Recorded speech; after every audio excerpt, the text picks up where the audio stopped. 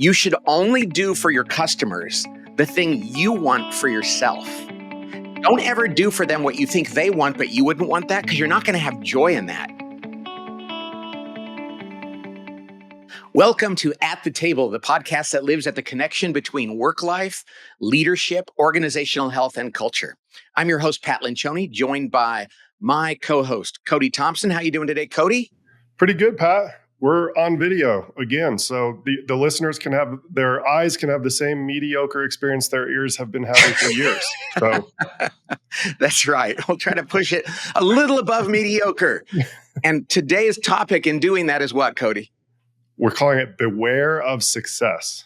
Beware of success. Let me tell you where this came from. I read this story about a restaurant in Lucca, Italy. Lucca is the town where my family comes from in past generations in Italy. It's in Tuscany. And there's this restaurant there called Giglio. And these guys started the restaurant and it did really well. And it did so well that the Michelin guide came by and gave them a star. Now, let me explain what that means. The Michelin guide, which is named for the company, the Michelin company that makes tires, like over 100 years ago, they started giving ratings to restaurants. And the idea was if they would tell people about these really good restaurants that people hadn't heard of, they would drive there and use their tires to eat at these restaurants. Crazy, I know. I love that. I actually did not know that that was where that came from. That's right. Great. Well, I was like, that can't be the tire company, can it? Yes, it could. In any case, today, to get a Michelin star is a really, really big deal. So this restaurant, Giglio, in this town, little town called Lucca, they got a star. So people are like, wow, that's successful. That's amazing. 3 years later, they called Michelin back and said, will you take our star away? Because they didn't like the kind of people that were coming to their restaurant. Or it wasn't the people, the crowd that they really wanted. They didn't really like the expectations on them. It wasn't the kind of restaurant they wanted to be, because when you get a Michelin star, it's really high end. And they said, that isn't really what we set out to do.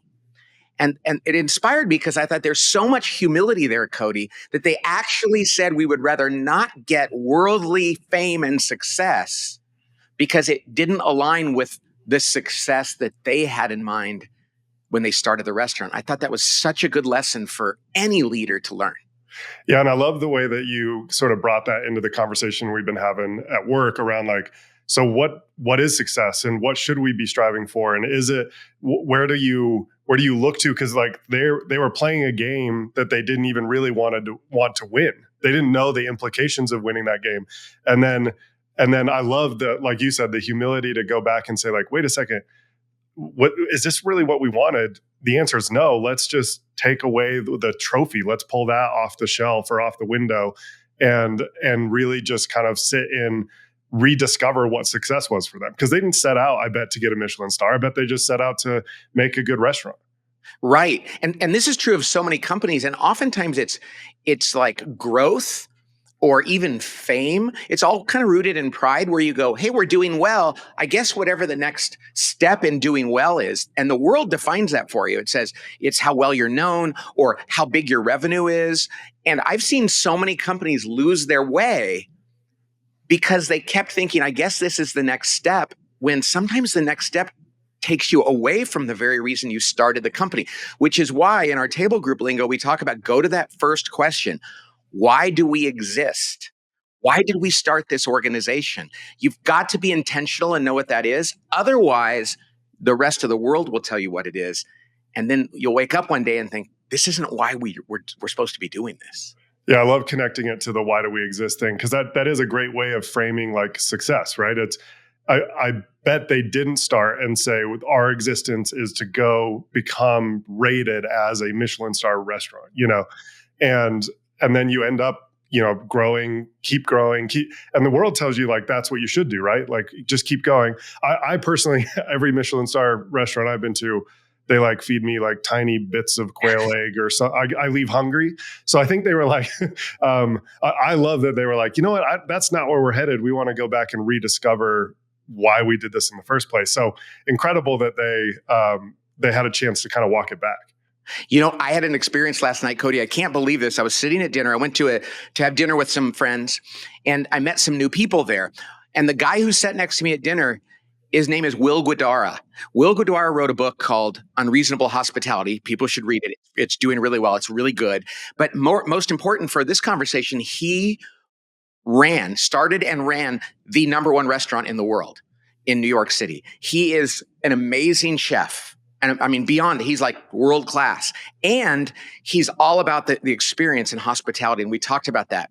So I presented him with this story. I said, tell me about what you think about this company, this restaurant that didn't want to have a star. And he said, here's the thing.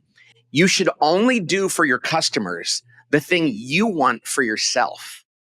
Don't ever do for them what you think they want, but you wouldn't want that because you're not going to have joy in that. So he said, what these people did is said, that's not what we want. We built a restaurant for people like us. And if that's not aligning with what they said, then don't do it. And I thought that from a guy who's at the very top of the field, he was like, absolutely, that makes sense. Never do something that you wouldn't want done for yourself. Yeah. I'm curious, Pat, like you talked about the translation to leaders.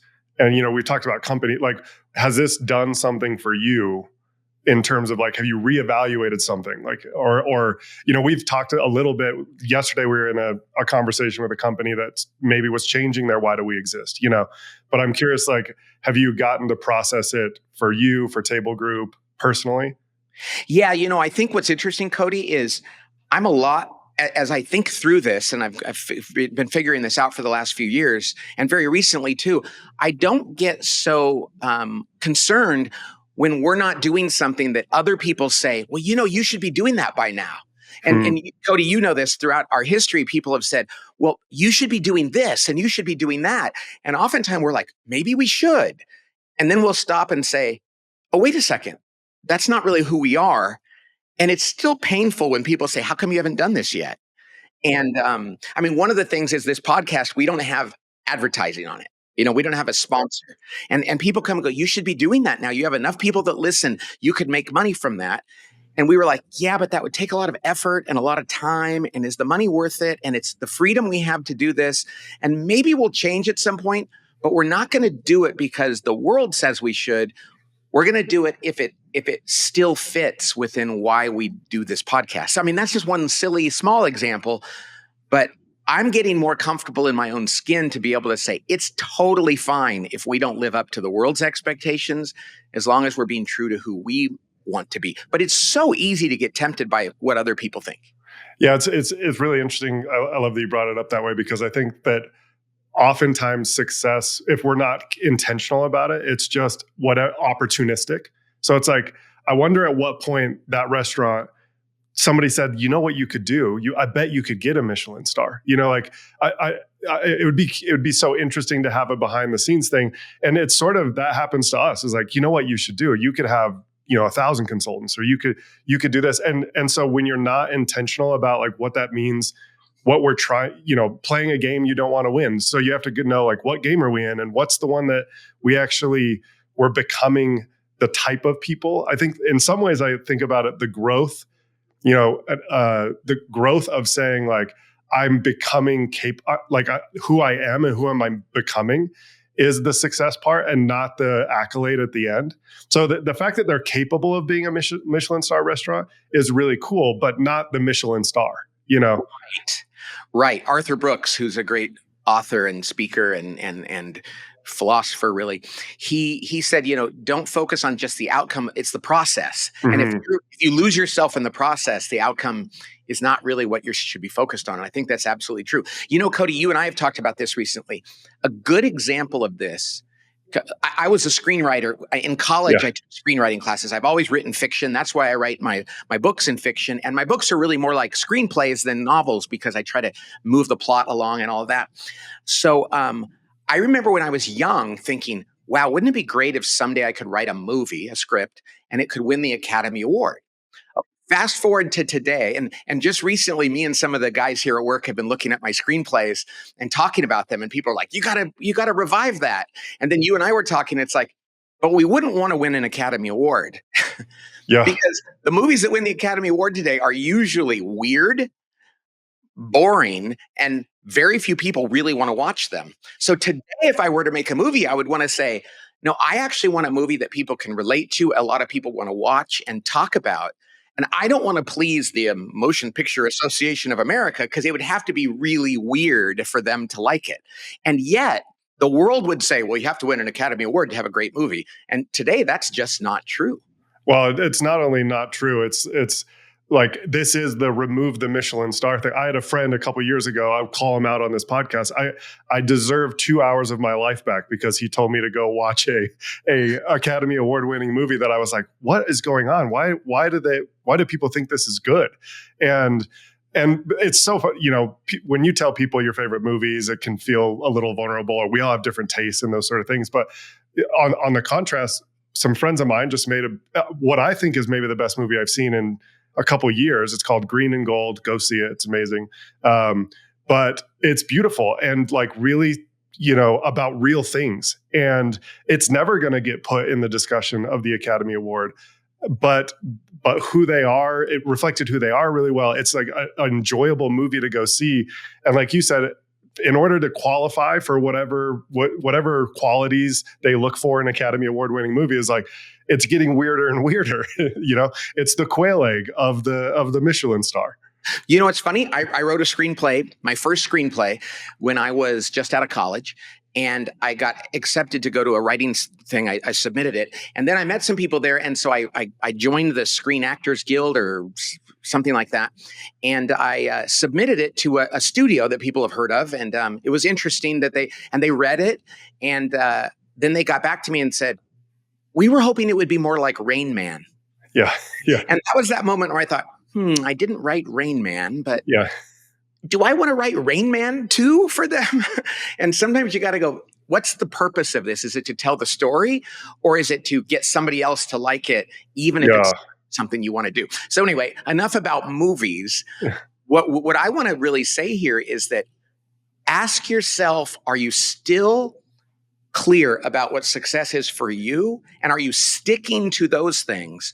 Or are you adjusting without realizing it, like a frog in the pot of boiling water, where over time you start to drift just a little, and before you know it, you're chasing something that you don't really want to sacrifice to get to, because it's really not what you intended to do in the first place. Yeah, and I think that word intentional, right? You have to know what that is going into the game to begin with. And it's interesting, the 6 questions in the advantage, I actually know people in my life and have thought about that personally. Like, why do I exist, and what are my behaviors, and how will I succeed? What does success look like? And I wonder if there's some, personal call to action where it's like, hey, what game are you playing? Are you sure that's the one you want to win? What does winning look like for you? All of those things. Yeah. And something, we talked about this a few episodes ago, but when you're wounded, sometimes you're pursuing things to please others. And I've talked to so many leaders who are going, I think that I'm pursuing pleasing somebody that I'm never going to get their approval from. And yet I've never really stopped and thought about that. And I think about like athletes. Your favorite team is the Utah Jazz. And I love the Jazz when they had Karl Malone and John Stockton. And for those of you, those people out there that are a little older, they remember that team. Well, they never won the championship, but they got to the championship a number of years, and they got beat by the Chicago Bulls. And the question becomes this: who was more successful, the players on the Jazz or the Bulls? Now, from an objective standpoint, people will say, well, the Bulls. And there's these players that played in the NBA, like Charles Barkley and others, that never won a championship. Mm-hmm. I had a chance to, by happenstance, meet Charles Barkley recently and talk to him for a little while. The man's really happy. He's funny. He loves what he does. And I think, if succeeding in worldly standards, like winning the championship, requires that you are so obsessive and so unhappy and pursue something to such a degree that you kind of lose yourself, is that really worth it? And becoming the GOAT, the greatest of all time, has such a cost that I think that many people have and would say, yeah, I didn't want to do that to myself to achieve something that really didn't align with my level of success. Jim Kelly was the quarterback of the Buffalo Bills. They lost the Super Bowl 4 years in a row. Yeah. But he seems like a neat guy. And I think if you talk to those people, a lot of them would say, to do what I needed to do to maintain that or to get over the hump might have been to lose my soul. And again, I don't know that for sure, but I think it's one of those things. It's let's not let the rest of the world tell us what success is. Let's determine that for ourselves with our team members and the people around us and our family, and then stick to that. And that is always leaving you better off at the end. Well, and I love that because like you think about, your Arthur Brooks thing of divorcing ourselves from the outcome. Because the truth is do you think Jim Kelly thinks, oh, I'm a failed quarterback. I was in 4 Super Bowl, if he really thought that, because think about the opposite. All the people on the other side of the championship, when they win the trophy, they go, wait, this wasn't it. That they're empty. And so the falling in love with the process of becoming the type of person that performs at that level and being proud of who you are as a human being is no trophy or ring or GOAT status is going to affirm that in a way that is meaningful. If you can't receive it at that level already, then that ring is not going to push you over the edge, Right. And the word that kind of comes up in all this, Cody, is integrity. And the word integrity means, staying true to things and consistent with those things. Mm-hmm. And keep your integrity. Like, we went into this business for this reason. This is what we wanted to accomplish. This is how we want to behave. And this is our strategy. And when you stick to that and you make it work, that's fantastic. And when you start to get one of the great quotes, Theodore Roosevelt once said, comparison is the thief of joy. And when you start to look around and go, well, but they're doing better than we are, maybe we should do what they're doing. It's like, no. Compare yourself to your intentions and who you are supposed to be. When we start to do things because of what other people are doing. I remember when we started the table group, it was in 1997. And so we were probably 4 or 5 years into it. It was when everybody was going public. And that's when I lived in the Bay Area most of my life. And we were working with a lot of tech companies, and everybody was saying, so are you going to go public? We're like, no. And they were like, well, you could sell this stuff, and then you could hire more people and you could grow. And then if you get a multiple of growth, you could go public. Well, we were working with so many companies that either tried to go public and lost it all, or went public and were miserable. And the only thing that they would say is it was all about that money. And we were like, no, we love running this company the way it is. And we had to ask ourselves, are we failing because we're not going to be a IPO? And I'm so glad we didn't get caught up in that. And so every company has their equivalent of that, where the world is saying, do this. And it's like being tempted. Yeah. And we have to say, no, God, keep me grounded in what I'm supposed to do, and not getting lost in aspiring to things that you're not meant to have. I didn't think about it this way, but yesterday in the room, you told this group of executives we were working with, like, when I started the table group, my goal was to do this type of work and work with my friends, because you took some people that you had grown to care about and love from one company into starting this table group 27 and a half years ago. And it's like, the truth is those people are on this call right now, they're still here. And so, like, whether by happenstance or intentionality, you knew up front. So imagine like a world where you're still running the table group, but you're not doing the work you love and working with your friends. That would have been not success, even if it was much bigger, or if there was a bigger dollar amount attached to it. So it's kind of fun to think of that, to hear you say that in the room yesterday, and then to go, oh yeah, it's 27 years in, and that's awesome that you still get to keep doing that. That's why it's really good to codify these things, to answer those questions. Why do we exist? So why do we start this? How do we behave? Those are the first two. And as Jim Collins says, those essentially, that's your core methodology or ideology. Those things don't change. And then you go, so what business are we going to do? How are we going to succeed? What's most important right now, and how do we do what? Who needs to do what? When you have those written down and you start to get tempted, you go back to those, especially those first two questions, and you go, let's stick to this. And it prevents you from going off the rails. And so many CEOs, so many leaders, so many people in their life will say, I went off the rails when I lost sight of what I meant to do. And I think that's enough. What do you think, Cody?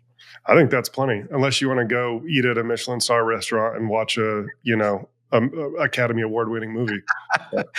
Yeah, and Will Guidara was a great guy, and he was he loves food and he loves service. So the fact that he got the Michelin stars was consistent. He studied at Cornell, which was the best school for this. So he loved that business, but he said it's not for everyone. Mm-hmm. And so, yeah, I'm probably not going to eat at a Michelin star restaurant or go see an Academy Award movie. I'll probably go get some barbecue and turn on a game or something like that, and that's okay with me. I love it. All right. And you and I will do it together, Cody. All right, everybody, thanks for joining us. We really appreciate you. We love talking to you. And we will talk to you next time on At the Table. God bless.